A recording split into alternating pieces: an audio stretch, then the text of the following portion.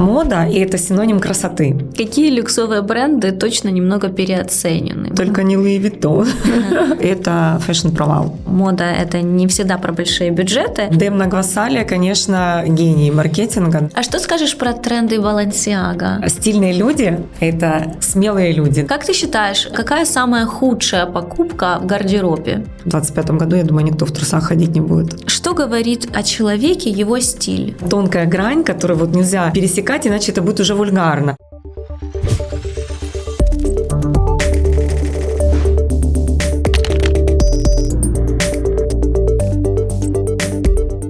Всем привет, меня зовут Света, и сегодня на канале Про Цветок у нас новая тема. Но тема довольно сегодня необычная. А мы сегодня проговорим про моду. А у нас в гостях персональный стилист Карина. Мы с вами обсудим некоторые популярные бренды, нужно ли годятся за логотипами или нет. Также на практической части мы с вами разберем шопинг-корзину Зары. Также мы разберем базовые вещи, что такое стиль, можно ли выбирать стиль индивидуально или нет. Поэтому оставайтесь с нами и давайте начнем. Карина, представься и поехали. Всем привет, Света, спасибо большое за приглашение. Меня зовут Карина, мне 47 лет, я персональный стилист. Прям плотно занимаюсь этим последние 5 лет. Вдохновляю, хочу в это верить, что вдохновляю своим примером девушек быть стильными, красивыми, всегда элегантными. Многие люди обесценивают важность внешнего вида, но я считаю, что это очень действительно важно для любой сферы нашей жизни и для нашего внутреннего состояния, для нашего настроения. Спасибо, Карина. Ну, давай тогда перейдем к обсуждению. Скажи нам, пожалуйста, как стилист, что для тебя значит стиль? Это вот больше про тренды или это что-то такое индивидуальное, которое можно подобрать? Это абсолютно не про тренды. Стиль вообще ничего общего не имеет с трендами, потому что тренды как раз-таки созданы для того, чтобы человек, который не имеет собственного стиля, еще не разобрался, не нашел свою уникальность.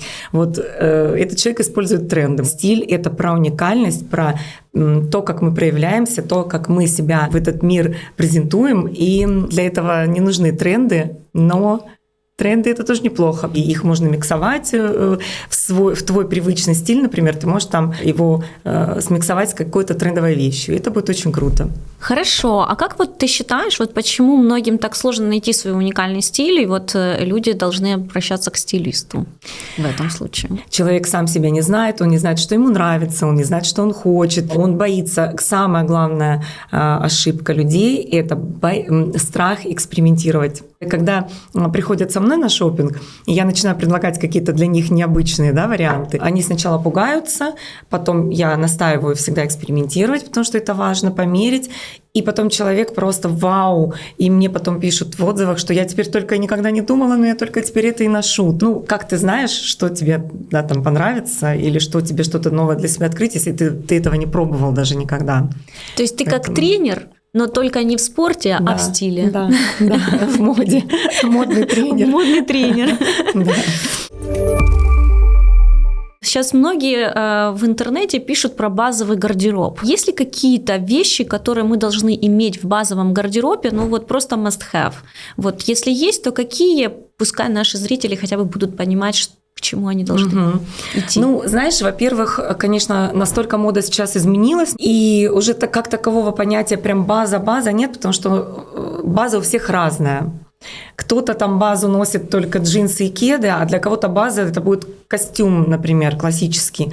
То есть у всех база разная, но, конечно, есть некоторые вещи, которые желательно иметь в гардеробе только потому, что они очень помогают и выручают в любой ситуации. Например, те же джинсы прямого кроя, та же футболка. Опять же, для кого-то это будет белая футболка, как обычно говорят, что там в базовом гардеробе должна быть белая футболка. А для кого-то это может быть какая-то цветная или разноцветная, или с каким-то принтом, потому что человек любит яркое. Один жакет, пиджак, блейзер, как угодно назовите, тоже такого прямого маскулинного кроя я бы рекомендовала для девушек, потому что он более универсальный. Даже возвращаемся к индивидуальности, даже в базовом гардеробе. Хотя сейчас, конечно, очень многое зависит от кроя, там тренч оверсайз, какого-нибудь неординарного цвета, например, это будет тоже интересно. Вот хорошее добротное пальто иметь одно, вот это обязательно нужно в гардеробе. Это очень хорошая вещь, потому что такое, знаешь, тоже выбрать подходящий крой, который будет потом человеку подходить практически под все его образы. И на вечер какой-то выход накинуть поверх какого-то платья, да, и с джинсами опять же. А вот еще у меня к тебе вопрос. Вот правда ли, что аксессуары, то есть пояс, туфли, очки должны быть дорогими? Конечно, люксовые вещи, дорогие бренды – это качество, это статус, да? Это больше про это. Потому что в той же Заре, в том же масс-маркете сегодня можно найти все, что угодно. Любой тренд с подиума ты сейчас найдешь в масс-маркете, поэтому и будешь выглядеть классно. Единственное, что, опять же, зависит от человека. Ты надеваешь вещи из масс-маркета, как ты себя чувствуешь. Если тебе в ней окей, комфортно, то почему нет? Если, конечно, у тебя есть возможность, и ты можешь купить себе более дорогую качественную вещь, потому что когда ты ее надеваешь, ты себя в ней лучше чувствуешь, ты знаешь, что на тебе более дорогая вещь, да, более качественная, то, конечно, тоже, опять же, дело вкуса. Ну, давай углубимся в детали. Что из люкса бессмысленно покупать, потому что можно заменить масс-маркетом, а что вот, в принципе, ты советуешь вот все-таки собрать деньги и потратить на люкс? Ну, я считаю, что сумки, конечно, должны быть люксовые, люксовый бренд. И, опять же, верхняя одежда. Тоже пальто, например. Я проговорила про пальто Макс Мара, например. Это, конечно, будет очень хорошее вложение.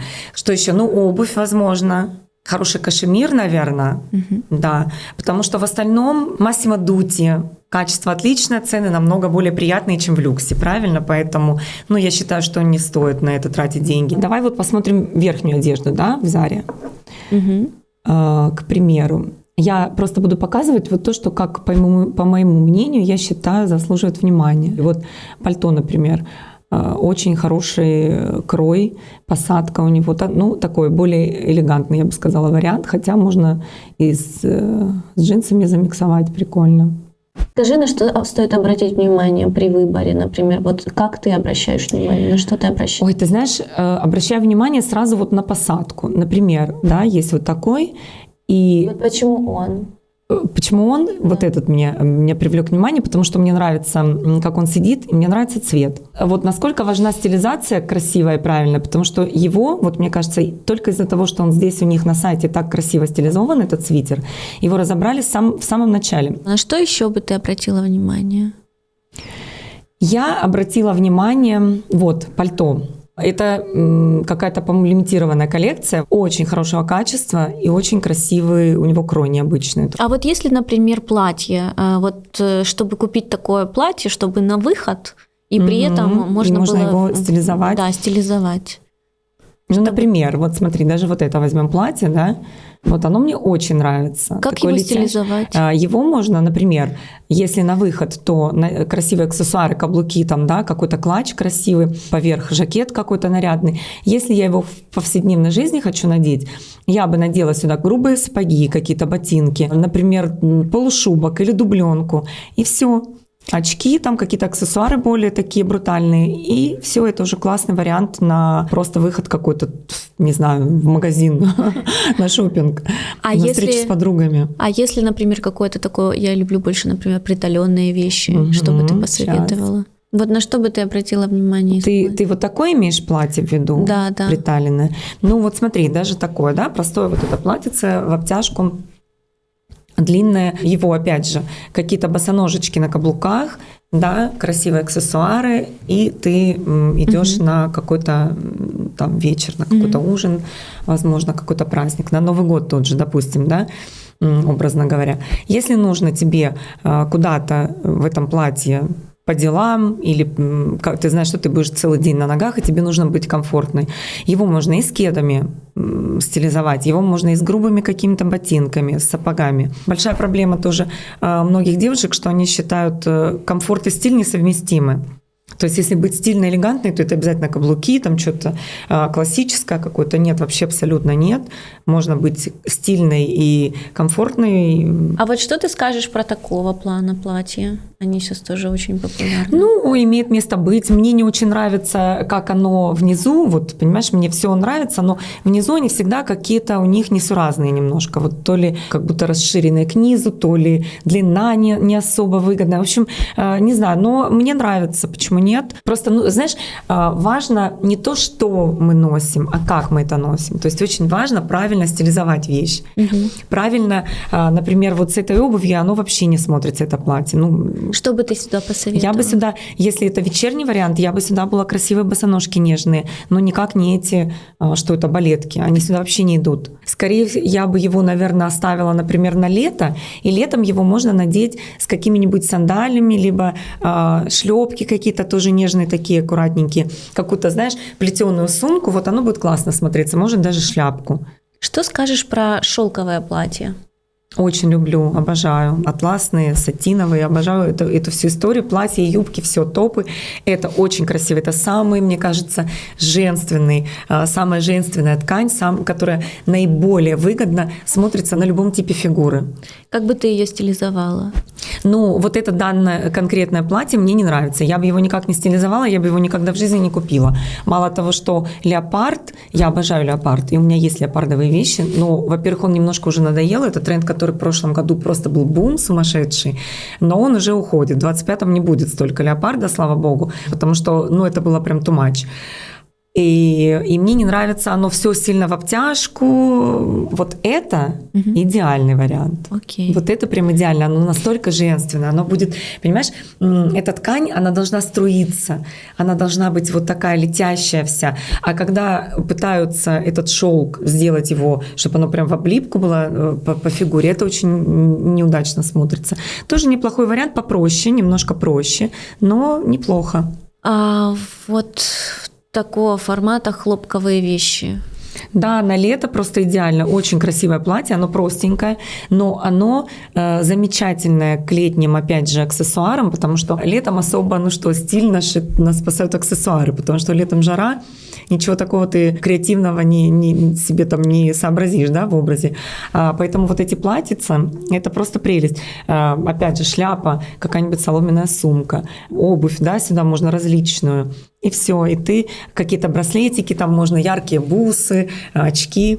Замечательно. А вот скажи, пожалуйста, вот если, допустим, я хочу одеваться дорого, но при этом вот сейчас зайти на Зару и в период скидок там что-то купить, какие бы ты вещи мне посоветовала, вот какие вот выглядят дороже, чем они есть на самом вот деле? Вот это платье, которое ты до этого показала, вот это, оно будет классно смотреться. Какое еще? Вот что бы ты еще сказала, что оно выглядит дороже, вот как я хочу, как будто я в люксе. Слушай, вот это, к сожалению, нет фотографии на девушке, да, на модели, оно просто вот, я его видела в магазине, это платье, я его не мерила, оно мне показалось очень красивым, красивая открытая спина, у него очень интересный крой, интересные детали, поэтому мне кажется, его с аксессуарами правильными, оно будет очень дорого смотреться.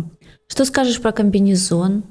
Люблю, но не очень, если честно, потому что вот этот очень неудачный. И комбинезоны – это такая капризная вещь, которую нужно правильно подбирать, потому что она может испортить фигуру визуально, там, укоротить ноги, либо еще что-то. Нужно быть аккуратным с ними. Это очень удобная вещь, достаточно практичная, но в плане стилизации немножко капризная.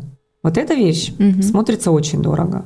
Будет Почему? Смотреться круто. Почему? Потому что у нее качество получше, цвет красивый. То есть сидит, от цвета, она, видишь, как от цвета тоже много зависит. Да, очень Какие много цвета зависит. сейчас? Вот. Самый в этом сезоне это бургунди, конечно. Это оттенок бордового. То есть бордовый, бургунди, вот все эти оттенки, это самый-самый сейчас трендовый цвет.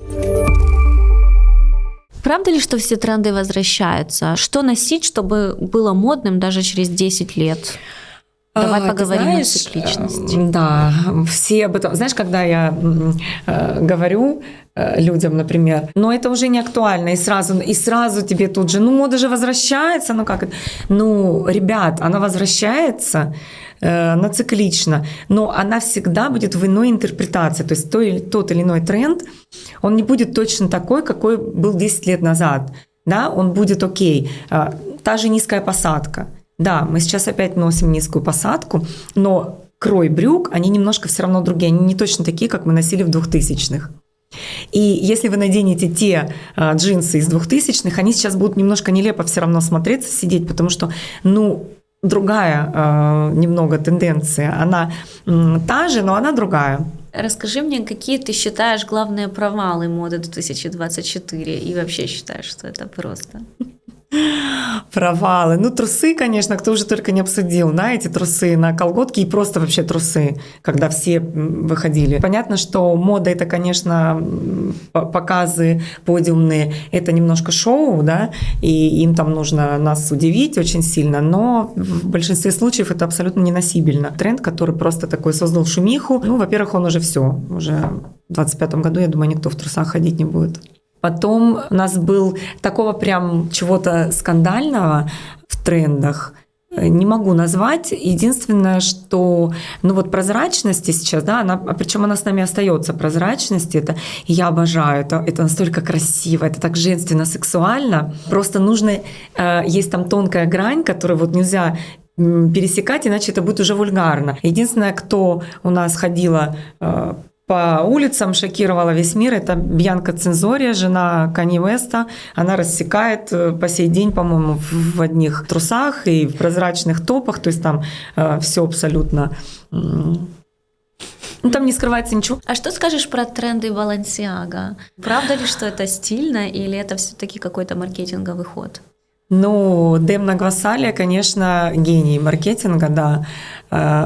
Единственное, больно смотреть на то, что он делает с этим великим брендом, и Кристобаль, наверное, переворачивается в гробу, Balenciaga, но, понимаешь, есть какие-то вещи интересные там, но когда начинают нахваливать вот эти ужаснейшие оверсайз вещи и вот эти вот кеды, которые ты в них просто не сможешь выйти, даже ты в них ходить элементарно не сможешь, потому что они, ну, вот такие огромные, с задранными носами, неудобные. То есть это все абсолютно кринжово смотрится. Я не понимаю, потому что для меня мода и вообще испокон веков мода — это синоним красоты. Единственное, два человека, на которых прикольно смотрится Balenciaga, это Рената Литвинова. Опять же, она ходит в кутюре, это немножко уже другая история. И есть в России стилист Вика Салават, на ней тоже это классно смотрится, потому что у них уже свой отточенный стиль, который прям вписывается идеально в какие-то позиции Balenciaga, да, они правда в этом круто смотрятся, потому что они потом это миксуют все, там, очки, аксессуары, обувь, то есть все там очень гармонично. Просто есть Сен-Лоран, оверсайз, который там даже оверсайз. Ты смотришь, и это элегантность, это роскошь, и этот силуэт бесподобный. И Balenciaga, оверсайз. Две разные истории.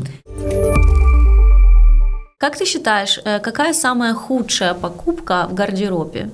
Но худшая вещь будет в гардеробе та, которую вы потом не будете носить, потому что она у вас не сочетается больше ни с чем. Ну вот есть такие вещи, которые для всех будет худшие. Каким бы ты вещи отнесла? Ну, не знаю, какой-нибудь... Велосипедки. Велосипедки, и то их можно применить в спорте, да. Опять же, понимаешь, вещи можно стилизовать круто. Я застилизую любую практически вещь классно. Но бывают вещи совершенно уже устаревшие. Например, скини джинс сейчас, да, все только и трубятся, все стилисты, что это уже все совершенно антитренд. Это правда. Но если, например, их застилизовать с каким-то оверсайз-свитером или с той же толстовкой и с жокейскими сапогами, да, это будет круто смотреться. Или с сапогами, у которых там широкое голенище. Это будет классно смотреться. То есть важно, как ты это будешь носить. Не то, что ты носишь, а как ты это носишь. Что говорит о человеке его стиль? Ну, многое говорит. Очень много сказать можно о человеке, наблюдая, что он носит, как он это носит. Очень многое можно сказать. Опять же, стильные люди — это смелые люди, да? То есть ты видишь человека, если он классно, круто одет, то, скорее всего, он смелый человек, потому что он себе позволяет, он осмелился так одеться. Да? Он не обращает внимания на кто что скажет. Он сам себе дизайнер и стилист, то есть это люди креативные. Да, это люди зачастую творческие, интересные личности. Если ярко одетый человек, как ребенок, знаешь, вот мы с тобой обсуждали этот пример, женщина 35-40 лет, чулки Пеппи, длинный чулок.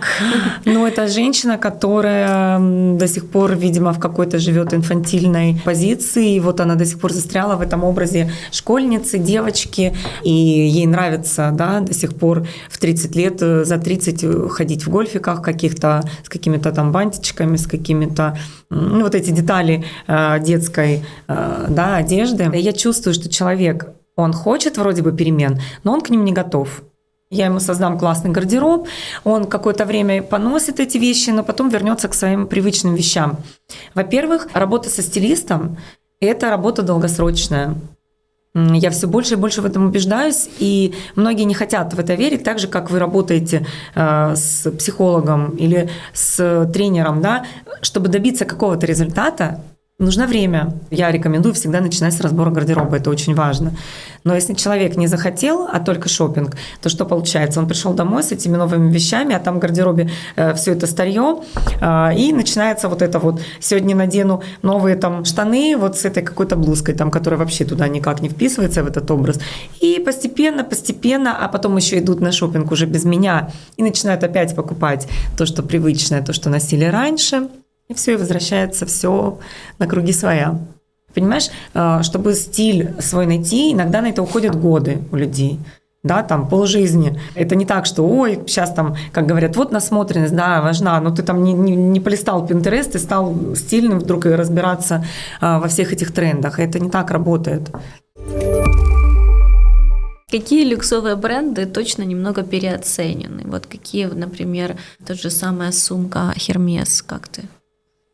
Ну, возможно, да, это имя. Причем они же специально вокруг этой сумки устраивают вот эту всю историю, что ты не купишь сумку с первого раза, то нужно что-то там ходить покупать, нужно записаться, да, потом нужно постоянно быть клиентом, и до сумки ты должен там покупать постоянно что-то, какие-то аксессуары, какие-то там еще что-то, и только потом они соизволят тебе продать сумочку. Ну, как бы... Переоценено, да? Да. А что скажешь касательно аксессуаров? Насколько я знаю, есть аксессуары люксовых брендов, это пояса, которые вот must-have для покупки. Это Yves Saint Laurent, тонкий пояс, Gucci и еще какой-то, скажи мне, какой. Только не Louis Vuitton. Нет, Yves Saint Laurent и Gucci. Dior, наверное. Dior. Ну да, думаю, что да, поясок такой очень украсит образ. То есть, в принципе, под любой образ можно подобрать. Да. Хорошо, давай по обуви. Какая обувь должна быть must-have у каждой женщины? Ты не раз говорила, что вот можно стилизовать с такой-то обувью, можно с такой-то. Вот у нас картинка. Да. Ну, обязательно хорошие кеды. Но это должны быть кеды, которые будут подходить идеально под ваш гардероб, да, там, под гардероб каждого человека. Конкретно, опять же, все индивидуально. Хорошие кеды, которые вы и с джинсами сможете надеть, и с платьями, и с юбками. Опять же, сейчас вот эти сатиновые юбки круто смотрятся с кедами, какие-то платья тоже. Дальше.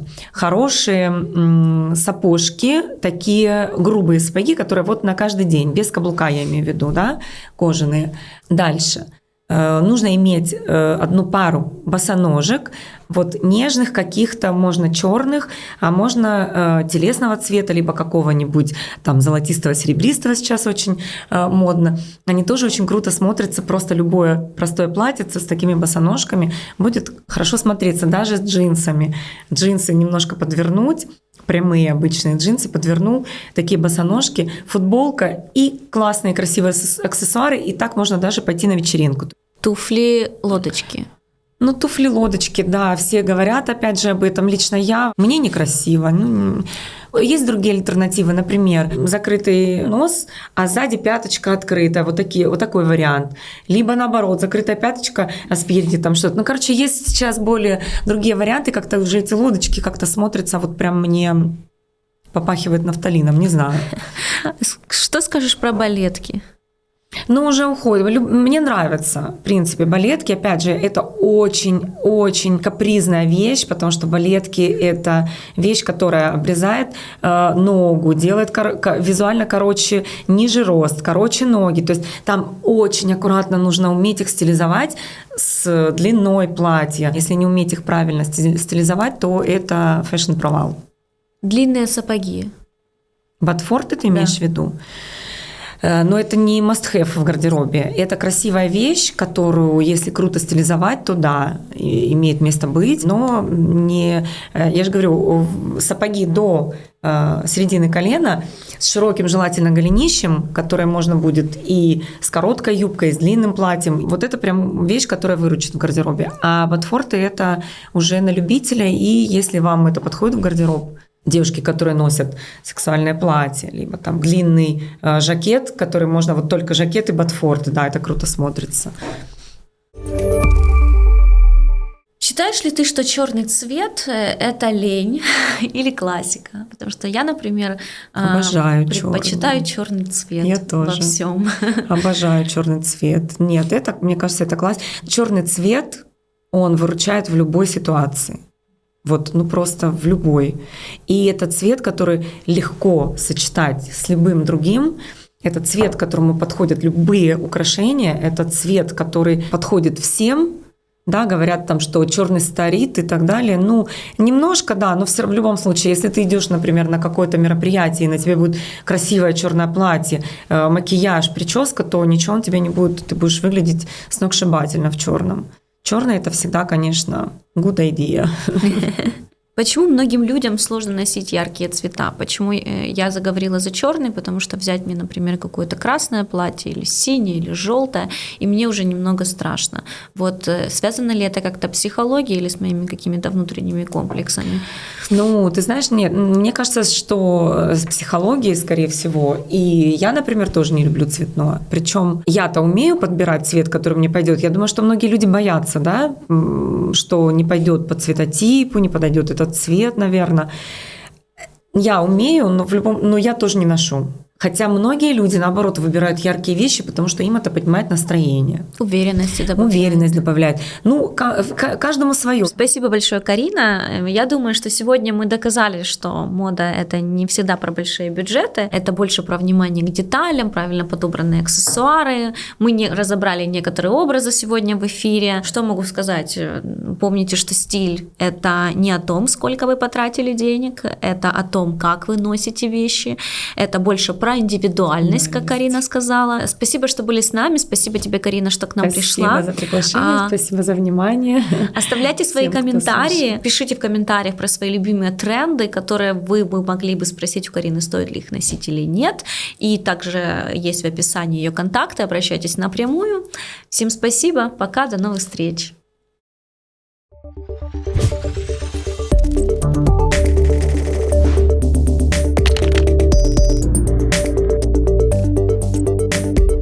Так, прям вроде это быстро, хорошо прошло. Все, уже снимают нас? Сейчас, подождите. Я уже не сильно красная? Видишь, да вот тут немножко. Что-то пошло не так. Это же тема нашего подкаста. Ну, мне 47 лет, на минуточку. Здесь хорошо ловит интернет, я надеюсь. Вот какие бы ты посоветовала купить, чтобы я смотрелась дорого-богато? Хочешь пойти на Алиэкспресс? Вот дорого. Давай дорого. Да, дорого. Хорошо, Карин, давай, покажи. Ничего не находишь? Нет. Куда делись все украшения? На самом деле сейчас начались скидки, и все просто размели. Представь сейчас ходить по Лиссабону в трусах и в валенках. Есть правила этикета все-таки. Ну, ходить по улице с голой задницей и с грудью вываленной на всеобщее обозрение, как бы не особо это красиво. Влезли в эти спортивные штаны и ходят, пока ребенок уже в школу не пошел. Что еще? Он хочет и не хочет одновременно. Плачу, если только купишь вот такое платьишко. Надо углубиться в этот вопрос. Я себя чувствую... Не чувствую опять. Фу. А вдруг тебе покажется нормально, а мне что это косяк какой-то. Нет. И что? Нет, плевать. Ну, потому что я же буду смотреть как зритель. Что скажут другие профессионалы, мои коллеги? Кто такая Карина, господи, в какой-то там Португалии? Будь здорова. Не вырезай, это прикольно и мило.